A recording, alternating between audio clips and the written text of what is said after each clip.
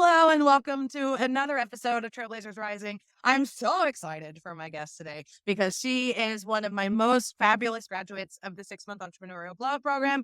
Jessica Malachi, say hello and tell everybody who you are, what you do. I need every possible detail in 5 seconds. Oh, that's 5 seconds. So I am Jessica Malachi, JMM Consulting. And yes, I am a recent graduate of the program and so excited to talk about it. I am based in Alabama and Texas. Being a military spouse brings me back and forth across the country, and then my business brings me all around the rest of the country.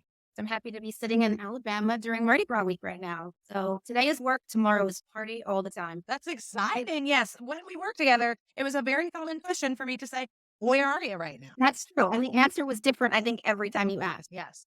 Yeah. So that's really impressive to be able to travel and keep your wits about you. I actually had a realization yesterday between my sons and my business partner. So I am now officially, they're going to hate that I'm saying this to the world. I am now officially a mother to 2 sons that have fallen in love and had their first. Each of my children are now in relationships with other people, and that has happened. So as I'm talking to my business partner last night, we have some plans for the Neurospicy Academy and some other stuff happening. I told her that, and she knows that that was as mushy and gushy as I get. I'm not a crier or anything like that.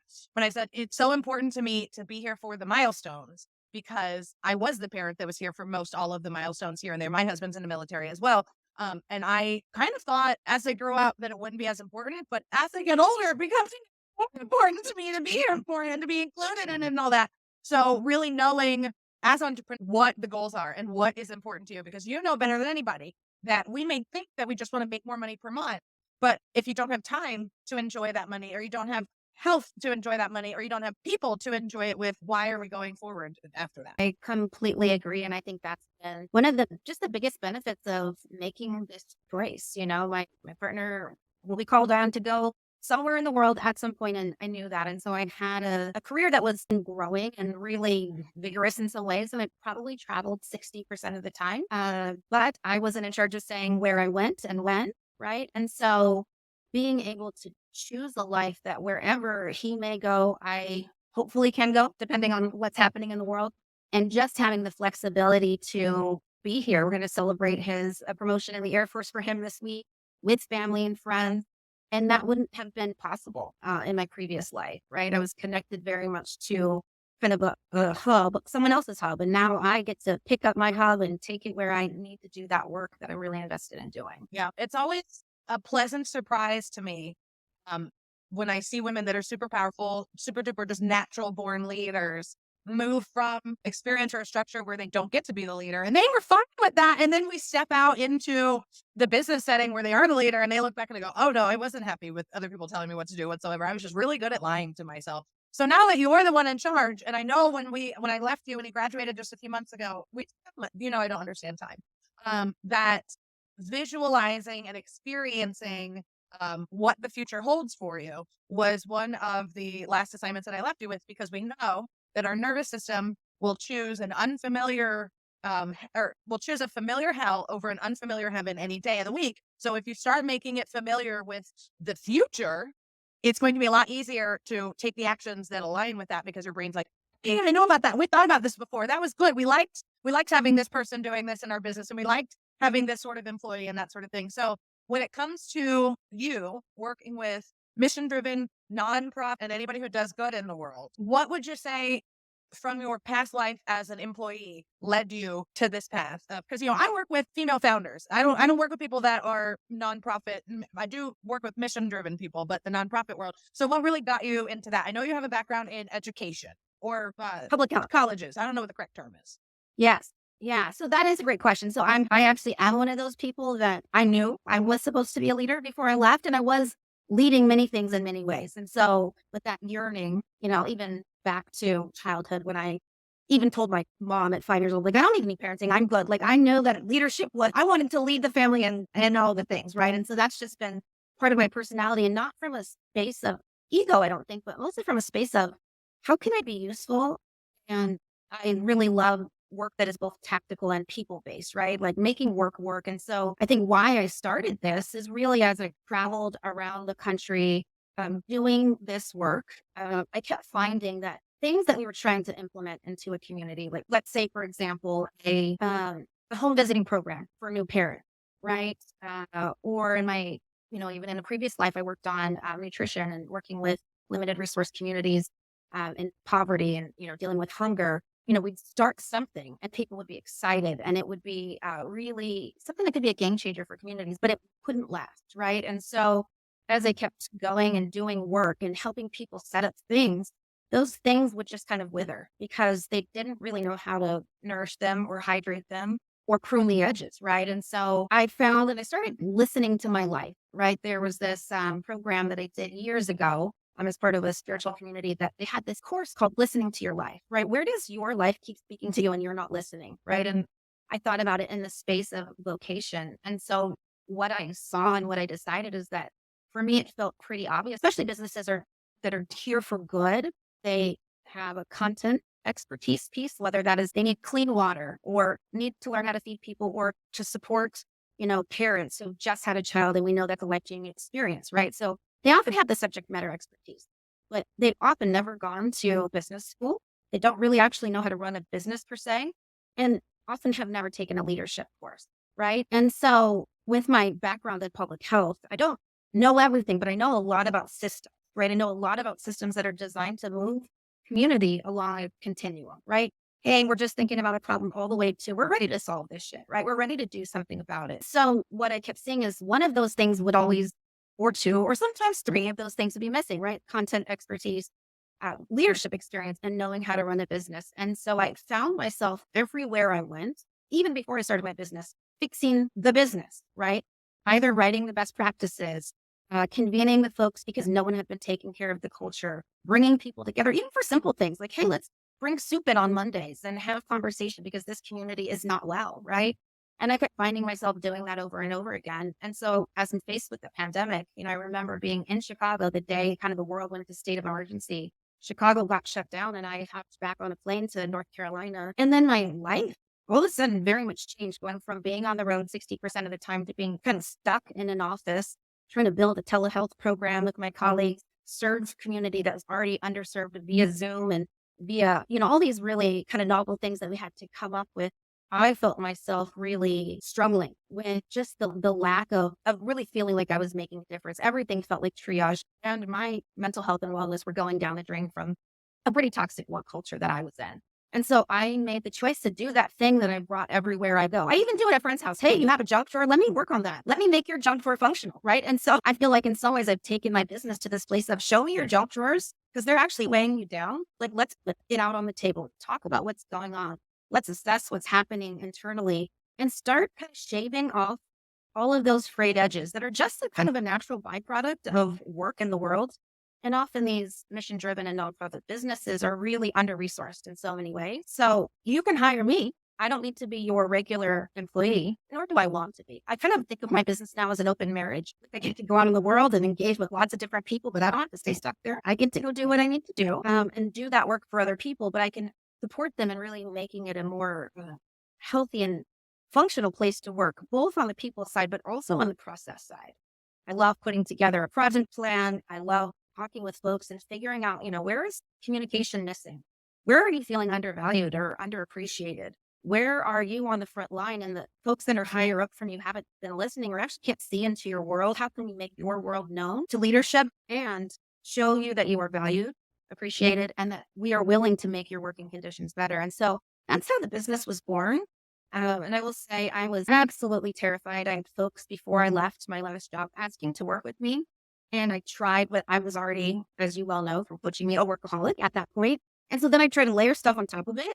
And then I would race from one meeting to the next meeting to the next meeting to try to moonlight on something and would arrive panicked. Thought, this is never going to work. So my partner, before we got married, really said, what are you doing? Like, you're a boss. Like, what is going on? I can't keep watching you circle the drain. I keep seeing you speak your drain and you don't do anything about it. Like, it's time to get serious. And I'd never had that kind of support from a partner before, and it really did give me a moment of pause. And so that's what I did. And I left terrified. And within 3 weeks of leaving my job, I had made 4 months of my salary. And I was like, oh, okay. Right. And so, yeah, that's how it was born. And I won't tell you the rest now because I'm sure you have other questions, but that was kind of the birth of JMM Consulting. Yeah, when we worked together, I was not expecting for one of the biggest breakthroughs and end results to be getting into work less because you were working long hours at a time, sitting there in front of a computer, doing a lot of work and working for people who, when we discount our services over and over and over again, it breeds resentment in all aspects of our life because you're now going to be working with people who don't value you based on, what you're worth because they're like, oh, well, do me a favor because we know each other and we do this and we do that. And it's like, oh, here's the thing. I'm going to run my business and I'm going to work with people who don't know me from my past life because they're not going to hold me to this different standard. And that's one of the biggest breakthroughs all of my clients get to is understanding, especially from like the perspective of posting on social media. Why is it that when you start your business and you start posting about it, you have a lot of people watching every single one of your stories and they're not liking a goddamn thing and they know your life from their past and they know all these things, but they ain't supporting it. They ain't liking it. It's like you will get more support from a stranger than you'll ever get from somebody who knows you. Right. Yeah, absolutely. I was surprised by that breakthrough too. I think I knew that was something I probably wanted and needed to work less.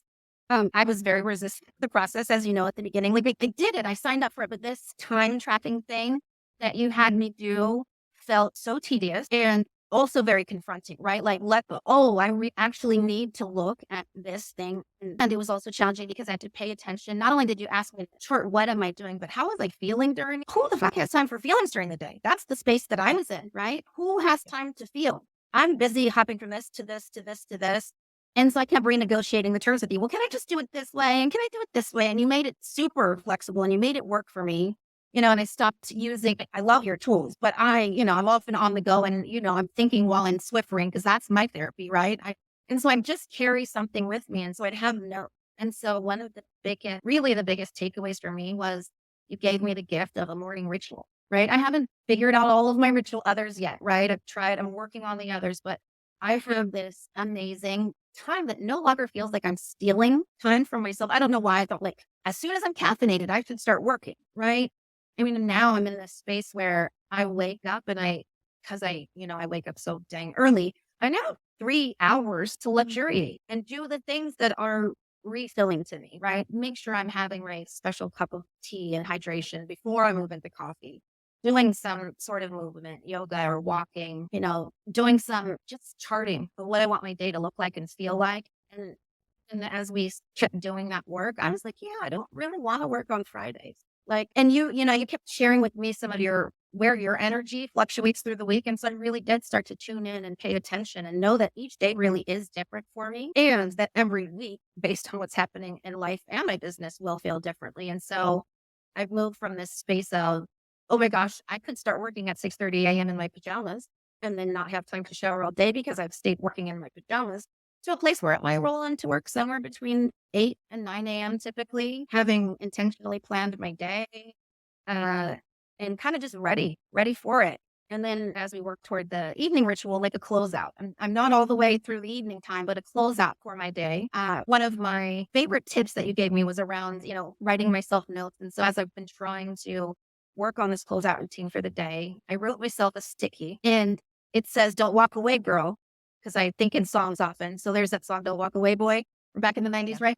So I wrote myself a note that said, "Don't walk away, girl." And I would sing it in my head because you told me that your mantras often get sung in your head. So I started singing in my head, "Don't walk away, girl." And so I would have this closeout routine that left me feeling like I actually folded my sheet of my day and made it tiny so that I could reopen it the next day. And that's just been revolutionary. There's still days when I work to that moment and I'm exhausted. I'm like, nah, no, thank you.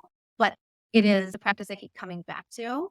And more, my Fridays are days of what I need to take care of in my life still, and some rest and some fun. And if I need to wrap up a couple of things work-wise, I'm very intentional about setting a clear boundary for that. So my whole Friday doesn't turn into, well, I might as well work. I remember you came onto the call. It was the 4th or 5th call. Came on. And I said, "What the hell?" You said, "I realize now." It was reluctant, but you were right in all forms very happily. So I realize now why tracking my time is important. And I said, "Do you?" You said, "I now remember how smart I am." And I'm like, why is that legal? Because I'm writing things down now and I don't just lose my thoughts to the ether. And I said, yeah, I know. Here we have been taught most of our lives, we've been programmed that if your memory sucks, then you have to get your memory to work better and you get this too. And it's like, no, we just accommodate it, right? That's why we have notebooks. That's why we have a notepad in our phone. That's why we have all sorts of devices. Like since the beginning of time, man has been writing things down because we forget shit. Absolutely. Like, Yeah. what are That we one doing here? marketing. So, really understanding that more work can be done if we're allocating it during these productive times, right? Like I always share with people, between 3 and 5 p.m. on a weekday, my brain is not telling me that I need to work on stuff. My brain's saying, you got to go pick up a kid. You got to go transition to something. You got to go do this. You got to go do that. So why would I schedule deep work between 3 and 5 p.m.? No, I'm bouncing on my trampoline. I'm going for a walk. I'm checking in on my kids. I'm getting a snack. I'm cleaning the house up a little bit. 3 to 5 is farting around time, right? But I know that I can get a lot of work done on my computer between the hours of 9 and 11. And 2 hours worth of work that gets 5 hours worth of work done is much better to me than trying to fight my brain to do 5 hours worth of work in a time where my brain's like, this isn't what we're supposed to be doing right now. Absolutely. Absolutely. It's the rhythm. the rhythm and the recognition of like, there's nothing wrong with the fact that this is what my brain and body want to do right now. There's nothing wrong with it. We're not going to change it. When we're naturally eating lunch, that's probably when our body wants to eat lunch. So why am I going to say, no, we're going to change the lunchtime? That doesn't make any sense. Yes. It was really this paying attention, giving myself the space to pay attention. But I did need some practical, like I needed some place to put that information in the beginning and to be able to review it and reflect with you was really helpful. And the other big gift that I got from our work together was just this, what you said to me, and it still sticks with me. And I'm thinking about it often right now because I'm working on my business again intentionally this year and this week. And you told me that, making money doesn't change you. It just makes you more of who you are. Right. Because I kept having this fear of talking about, as I was looking at my energy cycles, there were just some clients that no matter what I did, no matter when I did the work, they were a complete drain on my energy because of a number of reasons, right? Maybe I didn't teach them how to treat me from the beginning. Maybe I didn't hold boundaries. Maybe they were just messier than I actually willing to support right now. And so, I've been having these conversations about, working with these certain types of clients without really digging into are we values aligned really? Because a lot of nonprofits are very values based on the outside, right? And then you get inside and it is scary, right? And things are so dysfunctional that your head is spinning and you wonder and just have so much empathy for the people inside the organization. But when you're not on that willingness to change spectrum, I started having to get rid of clients, right? And that you were telling me, well, that meant you're going to have to charge appropriately for the clients you do want to, because you're not just going to have this basket full to choose from, right? You're going to have to get really intentional. And so increasing your prices, feeling more valuable is not going to make you a jerk. Right. It's going to give you the energy to do more work in the world. And that is why I started my business, to help people live and work inside these organizations that are doing so much good. I remember I was doing that work and I would go home exhausted and then I wouldn't have time to volunteer and I'd not want to have a social life. And I'd be like, so doing good work was actually making me not a great person because of the trade-offs. And so I really had to do some shedding of some clients last year, which was scary. And when we finally got toward the end of the year and I wasn't bouncing between meetings with those clients and then showing up with you and having my hair on fire, I was like, oh, I can breathe. I can start dreaming about what I want my dream team to look like. And that was a fun way to close out our time together, was to start building that team in my head. What would it look like? Who would they be? What would it feel like? Where would we meet one day if we did retreat? Like, you really had me start mapping out the details, and that was fun. And I haven't built the team yet, but you'll be proud. I actually haven't shared this with you. I did all of the work to hire my virtual assistant. I have everything ready. And I've already found someone. We'll see if it works out. But I did everything to get all my confidentiality agreements and just all that stuff that you needed to do, my job description. All of it is ready. I've already walked through that process with someone. We'll see if that's going to work out. But even if it's not that person, I'm ready to go and to start getting rid of those tasks that you encouraged me to batch, right, or delegate. And that's what I'm working on now. So I didn't even tell you that. So that's the visualization of the desired future is the main tool that I use to keep myself out of the grumblies, right? So like, if I'm on a walk and I notice that my brain is going to the dark place of like, let me beat myself up over stupid decisions I made or la la, I go, no, the only thing that we're going to, especially future, is good shit, right? So really just walking and envisioning the future house and envisioning the vacations that you go on. Because I share this story all the time with people. In the summer of 2022, my husband and I, our kids, my father-in-law, my stepson and his girlfriend and his mother. So my husband's son, my husband's son's girlfriend and my husband's son's mom We were all in a beautiful cabin in northern Georgia in the mountains. And it was a 7-day beautiful vacation that I had worked very hard to be able to get us to go to with my business. And I slept through the whole thing. I don't have any pictures. We didn't go on any hikes. All I remember is going to the fucking grocery store in the expensive town that we were in and spending double the price on the kind of food that I could have just been buying in my local grocery store and cooking in my local kitchen and sleeping in a big, gigantic king size bed. It was a good bed. I'm not going to lie. The bed was delicious. But we could have just been home for everything that I was doing. And when we went home from this vacation, I realized, I was like, my business numbers may be better than they've ever been before, but this isn't sustainable. And this was not why I started my business. So from that moment forward, I had really focused on restructuring every element of my business to foster the kind of lifestyle that I want. Because I'm like you, I do like to wake up early, but I like to wake up early so I can fart around for a while and I can scroll and I can eat and I can dilly dally and I can do all that. Even on the weekends, if I sleep in till 7 or God forbid 8, then I'm doing my normal routine and I look up and it's 12 and I'm like, that's supposed to be right now. What's happening? I don't understand. So, really figuring out what those deep-seated values are, because I don't want to sleep in late on a Saturday or Sunday. That's going to lose a lot of fun in my day. I want to go to bed early and I want to wake up early. And I just want to have to change what I'm working on each day. But having that dependability really makes a difference between what I'm able to do and what I'm not able to do. Because if it's going to be back and forth and there's no rhyme or reason, I don't know what you want me. I don't know what I'm going to have time for, but I know if I wake up at 5, I know what I have time for. Absolutely. Yeah. And it is a gift, right? Before I was thinking of it as my body not cooperating because I'm just not a good sleeper. And now it's like my body wakes up at a time that gives me this gem that most people don't want even, right? They do want to do these things, but their days are shifted so much later, which works for them, right? For me, if I'm up anyway, I've gotten rid of that story, like I said, of I should be working to how do I set myself up for good energy for today, for the things I have coming up. I'm even becoming more intentional about hey, this is my travel schedule next week. So how about this week? I go get my pedicure, take a nap if I want to, do those things that are going to give me a little bit of that energy store that I need, right? As this introverted self who loves people, but goes out into the world knowing I'm going to be drawing on that energy over the next week. I'm able to bank it up a little bit more rather than every day. It's like I go overdrawn in my account for myself. And that I could never feel like I was getting out of that. Right. And so I do really have that joy around my mornings now and creating my day and my week to just set me up for whatever the work is that week. And that's been a lot of fun to figure that out and to put things in their right places time wise. Yeah. We did a lot of work too with upping your enjoyment levels throughout the day, because when we first met, you had that mindset of oh, I'll have fun when I make it. Oh, I'll have fun when I have more time. And there's no milestone that's going to occur financially in your business that's going to flip a switch in your brain that says, now you're going to have and you're making $1,000 a month. Now you can fucking enjoy yourself, because I hate to tell people this, but it's the fucking truth. Your problems don't go away. They just upgrade. Absolutely. Yeah, you did. I think this idea that we worked on, kind of you rely on these things that, without support and without this coaching, you've been relying on these things that we know kind of are coping mechanisms and really helpful for folks with ADHD, right? But you gave me more of this menu. And so some of the fun things I did was taking myself out on a date, right? I need novelty, right? And so I started looking at my patterns, what do I rely on the most to get me through? But what else could I try? Right.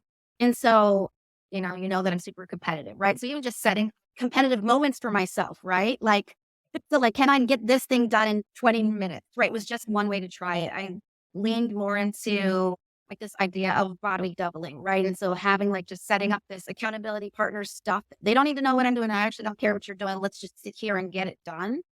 Taking myself out of my space and into the world, to do some different type of thinking, creative thinking. And then, I over relied on CHASE a lot, which was the last one in that acronym, because I put so much on my calendar. Yeah. That pinch method was really mind blowing for me. And so I was able to vary my approaches a whole lot. And CHASE is really fun. There is this ability for folks, neurodivergent folks like me who are how fast can I fix this whole entire thing? Right. But it also has a cost. Right. And so I've been really varying it, allowing myself to have some fun, doing more visualization in a fun way. My mind naturally is quite strategic. Right. That's always what I find when I do my my strengths finder and my disc stuff. I'm a strategy person, but I didn't often approach strategy as a, how could we make this game more fun for everybody? Right? Thinking that way for my business, but also thinking that way for my clients. And so that's been a big win for me too. Yeah. Now you work with people.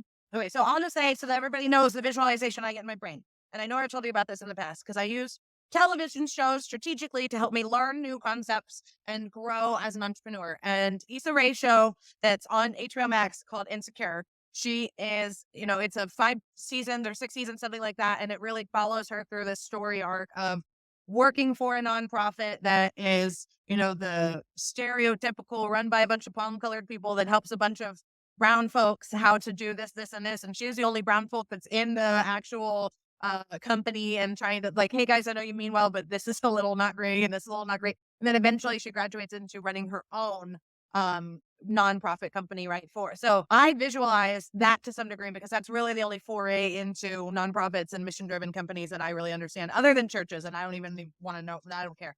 So when we think about these are people who mean well, but like you said earlier, they don't necessarily have the business acumen or, whatever it is that they're missing. And a lot of the times that could be the messaging around what it is that we do and people not knowing. Like there are some people in the world that don't know not to use the word tribe. I see this on social media. People are like, find your tribe. And I'm like, "No, what are you doing?" So what would you say are some of the more common and egregious, it doesn't have to be, but you know what I mean, more common mistakes that occur in the nonprofit mission driven world that you help people solve? Absolutely. I love that question. And I loved Insecure as well. It was, yeah, really, really good analogy there. I think one of the mistakes that I see, the one that I see so often and that like just kind of punches me in my gut is this, we are doing to people rather than walking with people, right? So, often work, even work that's really intended to do good for people is based on assumption and bias and hunches and built on top of broken systems that are often full of classism, racism, misogyny, and all of that, right? And so often the communities that have been underserved in so many ways have stuff that works. We just don't respect, right? So people often make community happen through ways that we don't value on the surface, right? There's all of these ways that people get what they need, right? Through churches and through small community groups and through making, kind of family clusters, right? Like folks get things done, but we don't value and don't invest in those things. And so, rather than making prescriptions for people without actually doing an assessment, how about we sit down and build trust, ask questions and curious rather than saying, oh, you're poor and black. So that must mean you need this, this, this, and this, right? How about we really find out what is really already thriving here? What's the thing that's been keeping y'all alive and connected first? And then how can we, give people the resources to build their own solution, right? With support, valuing and celebrating the folks that are actually creating those solutions, and then adding where I can, just some technical, right? And communication stuff. To me, it's also really important that work is made appropriately transparent so that everybody can see what's happening. We're not walking people down a path that they can't see. Let's build that path together. It's kind of like the visualization thing that you're talking about. And it actually struck me while we were talking today. Like I often start my conversations with clients like, what would success look? Tell me how folks inside your organization will feel in 6 months. How will the communities that you serve feel? And what will this look like in 6 months, in a year? And that's the place that we start. But it really starts with peeling away the savior syndrome, peeling away this bias that we put, it's kind of the jelly on every darn gross sandwich, and really getting to the heart of what is happening here and recognizing that there is good, right? In every space that is discounted as dirty, dysfunctional, poor, whatever you want to call it, right? There is magic happening there. And it is not job to say, oh, that's not the right kind of magic. Let me give you this 72-point plan. No, that's not how the work ever sticks, because people don't want a 72-point plan. They want to know what are the kind of the nourishment that's already really helping us to grow, and where can we sometimes pluck something out? Where can we correct the flow of information? And so that's been, for me, really the space that I want to enter with organizations. And that's both internally, that often happens inside teams, right? That lack all of the things I talked about inside an organization, inside a team, and then outside in community. And so it's been really a commitment of mine to work with, individuals, right? Providing that leadership coaching and support all the way up to, and beyond that organization into the community and the systems that are connected, the systems that serve that community. How do we really get them to talk and reflect in a way that is both data driven, but heart centered, and really focused on healing organizations in support of a healthy world. And I had a good friend that I worked with at my last job who was such a talented writer. And so as we were both choosing to transition out of a toxic workplace, I asked her to work on my website. And so she kind of got my brain dumped. And I just said, here's all this information. Can you create me some copy for my website? And when she came back to me with what she had, I was like, oh my gosh, because she highlighted, do good work well. And I was like, oh my gosh, that's brilliant. And she's like, you said it every time we talked about this. So maybe that's your your motto. And that has become kind of the center of what I do. And it's kind of two-pronged, right? So it's do good and work well, but it's do good, work well, right? You're going out into the world to make change, but that change can be both efficient and effective. And it can really, I'm learning, right, through our work, fill me up too, right? And so that is really what it's been for the past, gosh, it's going to be coming up on 3 full years of entrepreneurship. And it's been a learning journey, right? I have learned so much about myself along the way. I feel like it is this watching how I show up, and part of the reason why I got your support last year was watching my pattern of overfunctioning, masking ADHD symptoms, not telling people, just trying to rule the world at 3 a.m. in secret and not really knowing all the supports available to me, even through myself, right? How can I make this easier on myself? And so I am helping myself do good work well too. And that's been fun and confronting, right? When you realize, oh, this is that pattern that showed up when I was an employee, but now it's showing up and it's just me. So maybe it's me, right? Maybe it's time for me to sit back and do some reflection. One of the sayings that really helps me and helps a lot of my clients is, it's not your fault, but it is your problem to fix. Yes. Because we are really the result of our upbringing and our environment and our mindset and all those things. So the things that we can change are the things that move us forward. The things that we can't change are the things that we've already experienced, right? So really moving away from the blame game, right? That the restaurant that I worked at before I went full time with my business, we would have you have a general manager or a regional manager would come in. He had never been a server, never anything like that, but our GM had worked his way from server into general manager. So we all valued what he would say. But this regional manager would come in and he'd be like, oh, okay, well, we got to fix the way we do these ketchups. And I would just look at his ass every time and go, no, we got to fix the way these guests think that they can abuse us. We got to fix the way that we run fucking food so people don't come in here worried about the fact they're going to grab the wrong burger and they're going to get screamed at because they messed up somebody's table. Here's what fucking problems are, buddy. If you want me to tell you where those are and where you want to get to work, but if you want to just make sure that I'm only putting 2 ounces of ketchup in this here ramekin, then we're going to have a problem. Don't tell me where the problems are. Ask me where the problems are. Absolutely. That is exactly what I'm saying. That is often the thing that is missing. And when people aren't heard, they will make themselves known in some way, either by exiting or spinning out and becoming, non-functional actually in that system, or becoming very loud detractors. And sometimes that's even my invitation into the business. The detractors have gone public and you wanted to ignore all of the things for so long, but now the detractors are public. And so now I'm like, oh shit, what do we do? And so that is often a space where I can enter and say, hey, you haven't been listening. I need to talk to some folks. And I'm not talking about the folks that you've treated nicely. I'm not talking about all the folks in leadership. I'm talking about, I need to talk to people from every level to really hear what is going on.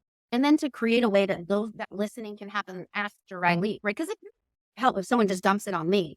And then now I become, because I carry it around with me, because I love the work that I do. And I really care about the people. But how do we create intentional listening inside of the system so people aren't, oh, the catch-ups again, right? And it's always about the catch-ups. It's never about the way that we interact with each other and with the people that we are serving. And that's really what I'm trying to squash, so that when people do come home at the end of the day, they can continue to give back to themselves, their family, their friends, their community in ways that are creative, right?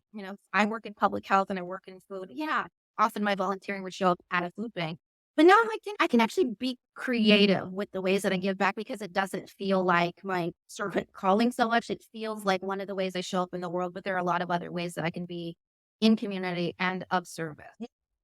I'm so glad. I knew it was going to be moving and fantastic, but I mean, I knew it. You're right. And we'll leave it at that. So all of the information about how people can find out more about you and work with you will be in the show notes, but just go ahead and tell people again, the website, all that sort of stuff. And I'm so proud of your glow up. Thank you. Thank you. Yes. I want to say thank you for all the check-ins, all the texts, all the calls, all the things that you did to help me get through our time together. And you won't be surprised. One of the things that I will continue to work on this year is becoming uninvisible inside of my business. It's been very easy to work behind the scenes and stay hidden. So I'm not very findable yet. I'll tell you how, but hopefully by the time, a year from now, it'll be much easier. So my website is dogoodworkwell.com. And you can also find me on LinkedIn. I'm still under my maiden name, Jessica Malachi, on LinkedIn. And that's how you can find me for now. Who knows what else may happen? I think I share with you my secret vision of a podcast myself, just because I love conversations and thinking about it in 2024. But for now, people can find me on my website, and there's a contact form there. Connect with me on LinkedIn too. Excellent. What a fantastic conversation to do good work well. Thank you. I love that. My saying is your success is my number one goal. I loved reading that every time I would read your email, because I was like, oh, well, that feels good. Because sometimes my success wasn't my number one goal. It's the success of my clients. So it was such a good reminder that there was someone out there rooting for me, even when I was forgetting to root for myself. So yeah, I'm always the one rooting. And here's the thing too. I continue, once we are connected, because of my superpowers as an energy healer, psychic, intuitive mindset coach, your spirit guides or my spirit guides, whoever it is that's doing the messaging, I don't know, will reach out to me moving forward and say, you might want to check up on your friend. You might want to check up on your friend. So moving forward, you will continue to get messages from me. It's like, what's going on happening? And it's always, they usually don't wait till it's a crisis moment. But like the other day, I had to reach out to a client of mine that I worked with 2 years ago. I said, so what's going on? Why are my spirit guides being so loud about you? She goes, I keep tossing around the idea of quitting my job. And I was like, okay, that would be it. That would be it. So we're going to go full time with the business. You're quitting the job. Okay. That makes sense why we're talking now. So, we will just continue to build the relationship as things go on, because we're connected now. There's no getting away from it. I will. I like it. You're a good person to be connected to. And I just love your spicy energy that you bring to all the things. And honestly, had you not been like a purple and pink haired tattooed potty mouth coach, I don't think, I'd always need someone that is willing to show up in the world as themselves, to remind me that that's my job too. And so I just love the way that you do you, and happy to stay connected, and, grateful for the check-ins, because sometimes, I need something crazy happens and it's time for just a reminder and a pull back. And I love all of that. Thank you. All right, everybody. So check the show notes to go follow my fantastic friend, Jessica here. And as always, take care of yourself and do your research, and we'll talk again very soon. Okay, bye.